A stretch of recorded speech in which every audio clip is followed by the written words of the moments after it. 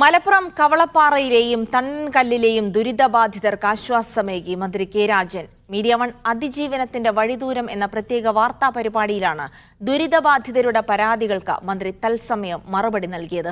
പ്രളയത്തിൽ വീട് നഷ്ടപ്പെട്ട മുണ്ടേരിയിൽ കൃഷിവകുപ്പിന്റെ കെട്ടിടത്തിൽ കഴിയുന്നവരുടെ പുനരധിവാസം വേഗത്തിലാക്കും. ഇതിനായി ഈ മാസം തന്നെ മന്ത്രിതല യോഗം ചേരുമെന്നും കെ രാജൻ ഉറപ്പു നൽകി. ജപ്തി നടപടികൾ നേരിടുന്ന ദുരിതബാധിതർക്ക് പ്രത്യേക സഹായം നൽകുന്നത് പരിഗണിക്കുമെന്നും മന്ത്രി പറഞ്ഞു. വയനാട്ടിൽ നടപ്പാക്കാൻ ഉദ്ദേശിക്കുന്ന മാതൃകാ പുനരധിവാസത്തെക്കുറിച്ചും റവന്യൂ മന്ത്രി വിശദീകരിച്ചു. കൂടുതൽ വിവരങ്ങളുമായി ന്യൂസ് ഡെസ്കിൽ നിന്ന് മഹേഷ് പോലൂരുണ്ട്. മഹേഷ്, മുണ്ടക്കയിലെ മാത്രമല്ല മറ്റ് ദുരിതാശ്വാസ ക്യാമ്പുകളിൽ മറ്റ് ദുരിതം നേരിട്ട് കഴിയുന്ന ആളുകൾക്ക് പോലും എത്രത്തോളം ആശ്വാസം നൽകുന്നതാണ് മന്ത്രിയുടെ വാക്കുകൾ? തീർച്ചയായും ജിൽസി, മീഡിയ വണ്ണിന്റെ അതിജീവനത്തിന്റെ വഴിദൂരം എന്ന പരിപാടിയിൽ പങ്കെടുത്താണ് മന്ത്രി വളരെ ആശ്വാസമേകുന്ന വാക്കുകൾ പറഞ്ഞത്. അദ്ദേഹം വയനാട്ടിലെ കാര്യമാണ് ആദ്യം പറഞ്ഞത്. വയനാട്ടിൽ സമഗ്രമായ ഒരു പുനരധിവാസ പദ്ധതിയാണ് സർക്കാർ ലക്ഷ്യം വെക്കുന്നത് എന്ന് അദ്ദേഹം പറഞ്ഞു. ബന്ധുവീടുകളിലേക്ക് മാറിപ്പോയ ആളുകളെ സംബന്ധിച്ചിടത്തോളം അവർക്ക് സഹായം ഉറപ്പാക്കും, അതിലൊരാശങ്ക വേണ്ട എന്നുള്ള കാര്യം പറഞ്ഞു. സർക്കാർ ക്വാർട്ടേഴ്സുകളിൽ താമസിക്കുന്നവർക്കും അതോടൊപ്പം തന്നെ മറ്റ് വാടക വീടുകൾ എടുത്തു നൽകാനുമുള്ള നടപടികൾ ഊർജിതമാക്കും. വയനാട്ടിലെ ജനങ്ങളെ ചേർത്ത് പിടിക്കും എന്നാണ് മന്ത്രി വ്യക്തമാക്കിയത്. നല്ലതായ വീടുകളിലേക്ക് പോകാൻ സാധ്യമല്ലാത്ത ആളുകളുണ്ടാകും. ആ ഭൂപ്രദേശത്ത് താമസിക്കാൻ പറ്റില്ല എന്ന് കണ്ടപ്പെടുന്ന പ്രദേശങ്ങളുണ്ടാകും. അവരും നിർബന്ധമായി പുനരധിവാസത്തിന് വിധേയമാകും. സർക്കാരിൻ്റെ മനസ്സിലുള്ള ലക്ഷ്യം അവിടെ ചൂരൽമലയിലുണ്ടായി ദുരന്തത്തെ തുടർന്ന് നേരത്തെ നമുക്കറിയാവുന്നതുപോലെ പുഞ്ചിരിമറ്റത്തും മുണ്ടക്കയിലും അട്ടാമലയിലും ഇനി ചൂരൽമലയിലും ഉൾപ്പെടെ പുനരധിവാസം ആവശ്യമായിട്ടുള്ള മുഴുവൻ എഫക്റ്റീവ് പാർട്ടീസിനെയും മുഴുവൻ ദുരന്തബാധിതരെയും സ്ഥായിയായ പുനരധിവാസമാണ് സർക്കാരിൻ്റെ ലക്ഷ്യം.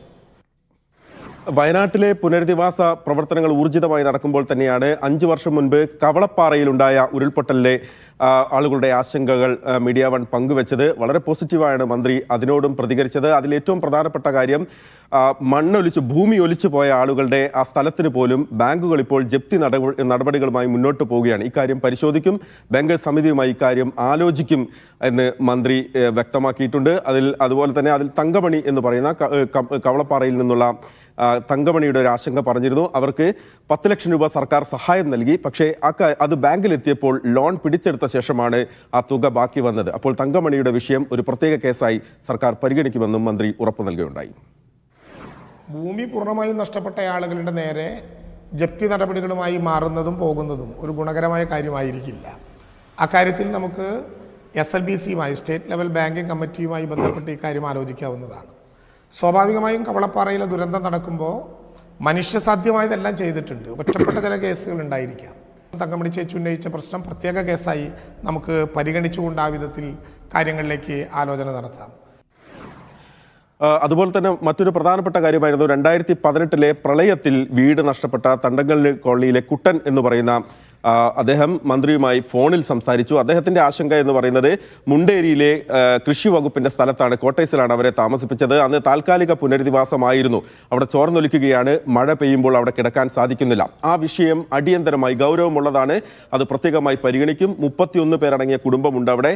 അവരെ മാറ്റിപ്പാർപ്പിക്കാൻ ഈ മാസം തന്നെ മന്ത്രിതലത്തിൽ അടിയന്തരമായി ചർച്ച നടത്തുമെന്നും മന്ത്രി കെ രാജൻ നമ്മുടെ പരിപാടിയിൽ പങ്കെടുത്തു പറഞ്ഞു. കുട്ടച്ചാട്ടൻ ഇപ്പോൾ പറഞ്ഞ പ്രശ്നം വളരെ ഗൗരവപ്പെട്ടൊരു വിഷയമായിട്ട് തന്നെയാണ് കാണുന്നത്.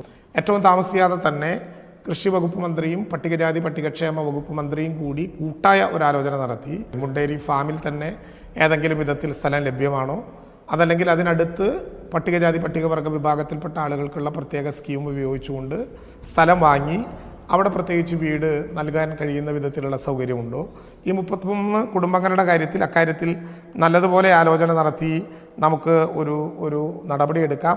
ഏറെ താമസിയാതെ ഈ മാസം തന്നെ അതുമായി ബന്ധപ്പെട്ട് മന്ത്രിതലത്തിൽ ഒരു സംവിധാനം ഉണ്ടാക്കാം എന്ന് തന്നെയാണ് എനിക്ക് തോന്നുന്നത്. മീഡിയ വണ്ണിന്റെ അതിജീവനത്തിന്റെ വഴിദൂരം എന്ന പരിപാടിയെ അഭിനന്ദിച്ചുകൊണ്ടാണ് മന്ത്രി നിർത്തിയത്. അദ്ദേഹം പറഞ്ഞ ഒരു കാര്യം, അതിന്റെ രത്നച്ചുരുക്കം ഇതാണ്: വയനാട്ടിലെ ജനങ്ങളെ ചേർത്ത് പിടിക്കും, അതോടൊപ്പം തന്നെ മറ്റ് പുനരധിവാസ പദ്ധതികളിലുള്ള ആശങ്കകൾ അത് നീക്കും. സർക്കാർ അക്കാര്യത്തിൽ ഒപ്പമുണ്ടാകും. ഒരു പുനരധിവാസത്തിൽ ഒരു പുതിയ കേരള മോഡലായിരിക്കും വയനാട്ടിലെ പുനരധിവാസമെന്നും അദ്ദേഹം വ്യക്തമാക്കി. ജിൽസി, ശരി. മഹേഷ് പോരൂരാണ് വിവരങ്ങൾ നൽകിയത്. പുനരധിവാസത്തെക്കുറിച്ചുള്ള ചർച്ചകൾ അല്ലെങ്കിൽ അതിനുള്ള ചില സംശയങ്ങൾക്കൊക്കെ മറുപടി പറഞ്ഞുകൊണ്ടാണ് മന്ത്രി ഇന്ന് മീഡിയ വണ്ണിന്റെ പ്രത്യേക പരിപാടിയിൽ പങ്കെടുത്തുകൊണ്ട് സംസാരിച്ചത്.